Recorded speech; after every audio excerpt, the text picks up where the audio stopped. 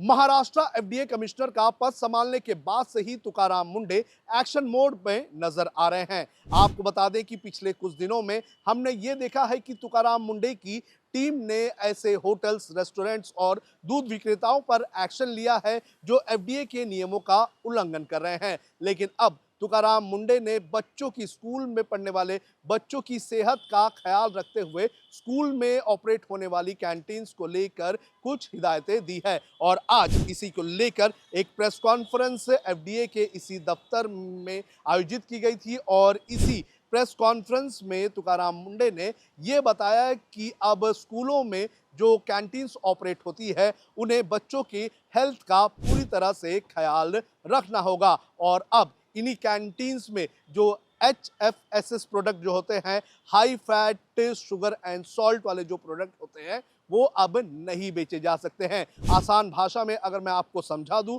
तो आसान भाषा में ये है कि डीप फ्राइड वाले जो प्रोडक्ट्स होते हैं जिसके अंदर अगर हम बात करें तो वड़ा पाव, समोसा, कचौरी, ऐसे प्रोडक्ट जो हैं वो अब स्कूल्स के कैंटीन्स में नहीं बेचे जा सकते हैं। इसके अलावा चॉकलेट्स, मिठाई, ये भी चीज़ें जो हैं वो स्कूल के कैंटीन्स में नहीं बेची जाएगी। इसके अलावा आपको बता दें कि स्कूल के अंदर तो ये नियम लागू होंगे ही, लेकिन स्कूल के 50 मीटर के रेडियस में आने वाली जो दुकानें हैं वो दुकानें भी जो है वो ये प्रोडक्ट्स नहीं बेच पाएंगी। यानी कि HFSS वाले जो प्रोडक्ट्स होते हैं, high fat salt and sugar वाले जो प्रोडक्ट्स होते हैं वो स्कूल के रेडियस के 50 मीटर के रेडियस में भी नहीं बेची जा सकती है। मेरे पास आज प्रेस कॉन्फ्रेंस में ये जो ऑर्डर है दिया गया है वो ऑर्डर की कॉपी भी है और इस ऑर्डर में लिखा गया है कि ये जो नियम है ये 2020 का है और इसको अब और भी सख्ती से लागू किया जाएगा। और अगर बात करें तो इस नियम की अगर बात करें तो safe food and balance diet for children's and school regulation 2020 है और इसी के तहत जो गाइडलाइंस है उसे फॉलो करने के लिए कहा गया है। आपको यहाँ पर मैं एक और चीज़ बता दूं कि स्कूलों में 15 अगस्त के दिन, 26 जनवरी के दिन मिठाइयाँ जो बांटी जाती थी, जो चॉकलेट्स दी जाती थी, अब इस नियम के बाद मुंबई समेत महाराष्ट्र के स्कूलों में ये सारी चीज़ें भी नहीं बांटी जाएगी। इसके अलावा स्कूल में जब किसी बच्चे का बर्थडे होता था तो चॉकलेट बांटा करते थे जो बच्चे होते थे, लेकिन अब इस नियम के बाद चॉकलेट्स भी बांटे नहीं जाएंगे। यानी कि वो सारे प्रोडक्ट्स जिनके वजह से बच्चों की हेल्थ पर असर पड़ सकता है वो सारे प्रोडक्ट जो हैं वो अब स्कूल और स्कूल के 50 मीटर के रेडियस में बेचने पर प्रतिबंध लगा दिया गया है। आपको मैं यहाँ ये भी बता दूं कि अगर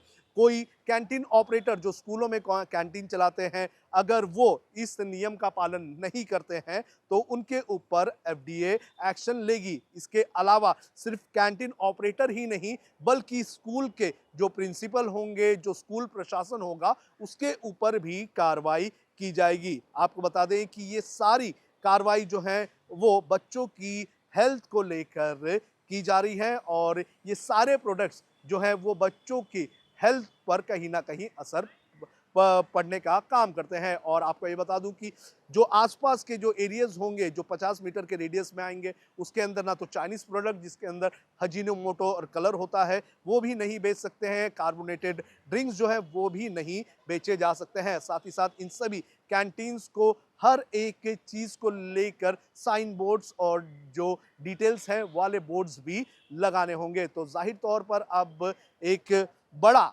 जो है एक्शन शुरू हो चुका है तुकाराम मुंडे की तरफ से स्कूल के अंदर ऑपरेट होने वाली कैंटीन्स को लेकर। लेकिन आपको बता दें कि इस पूरे मामले की अगर बात करें तो इसकी जिम्मेदारी ना सिर्फ एफडीए पे है बल्कि अब जिम्मेदारी पेरेंट्स पर है और साथ ही साथ स्कूल प्रशासन पर भी है। अब देखना जरूरी है कि आगे क्या होता है। आज प्रेस कॉन्फ्रेंस में एफडीए कमिश्नर तुकाराम मुंडे ने क्या कहा, आप खुद ही सुनिए।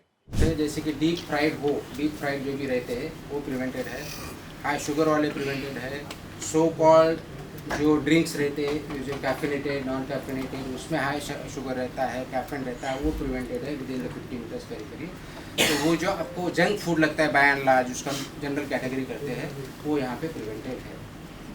सर प्रीमाइस सर से पेरेंट्स को बाहर कैसे किस तरीके से पेरेंट्स को कैसे कार्रवाई की एजुकेट जा करेंगे? सकती है, क्योंकि जिस तरीके से आपने जिक्र किया था कि प्रिंसिपल्स जो है वो पूरी जिम्मेदारी लेंगे, जो मैनेजमेंट है उसकी जिम्मेदारी, लेकिन जो प्रीमाइसेस है वहाँ पे जिम्मेदारी किसकी होगी और क्या एजुकेशन। तो इस तरह से 2022 के इस रेगुलेशन को सख्ती से लागू करने की बात तुकाराम मुंडे ने की है। देखना ये जरूरी है कि अब स्कूल्स अपने कैंटीन के मेन्यू में कौन कौन सी चीजों में बदलाव करते हैं। आपको क्या लगता है कि ये सारी जो हिदायतें तुकाराम मुंडे की तरफ से दी गई हैं, क्या वो स्कूल्स फॉलो कर पाएंगे? आप हमें कमेंट करके जरूर बताएं। वीडियो जर्नलिस्ट आदित्य के साथ सोनू कनौजिया, लोकमत हिंदी, मुंबई।